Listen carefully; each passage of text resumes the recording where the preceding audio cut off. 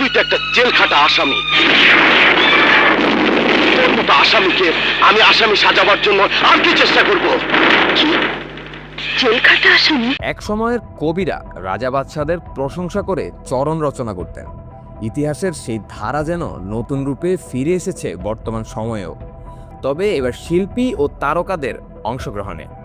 পর্দার জনপ্রিয় মুখগুলোকে এখন মাঝে মধ্যেই দেখা যাচ্ছে রাজনৈতিক মঞ্চে। নির্বাচন ঘনিয়ে এলেই সেই উপস্থিতি যেন আরও চোখে পড়ে।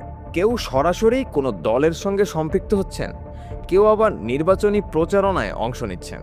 ফলে সামাজিক মাধ্যমে প্রশ্ন উঠছে, শিল্পের জগৎ আর রাজনীতির জগৎ কি সত্যি আলাদা, নাকি সময়ের প্রয়োজনে এই দুই অঙ্গনের পথ এক জায়গায় এসে মিশে যাচ্ছে? চলুন দেখে না যাক। নিজের স্ত্রীকে নৌকায় চড়িয়ে চাষ করতে নেমেছেন ধান খেতে। আসলেই এই দুনিয়ায় একটু চালাক না হলে কি চলে?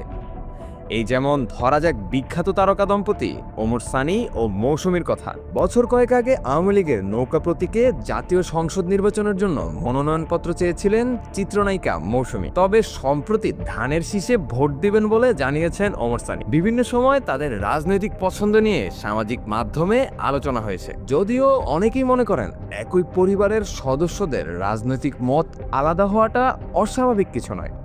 এই আলোচনার আরেক কেন্দ্রবিন্দুতে উঠে এসেছে ম্যাডাম ফুলি, মানে চিত্রনায়িকা শিমলা। শেখ হাসিনাকে স্বপ্নে দেখা এই নায়িকা এবার নেমেছেন ধানের শীষের প্রচারে। তবে শিমলার এমন রূপ পাল্টানোর বিষয়ে বেশি কিছু বলা হয়তো ঠিক হবে না, কারণ আওয়ামী লীগের মনোনয়ন চাওয়া এই নায়িকা মাঠে নেমে ধানের শীষে ভোট চাওয়ার পাশাপাশি বলেছেন, আমাকে নিয়ে নয় ছয় কথা কেউ বলবেন না প্লিজ। বিভিন্ন সময় তার রাজনৈতিক উপস্থিতি ও অবস্থান নিয়ে সামাজিক মাধ্যমে আলোচনা হয়েছে। অন্যদিকে সঙ্গীতশিল্পী রবি চৌধুরীকে ঘিরেও তৈরি হয়েছিল ভিন্ন ধরনের আলোচনা।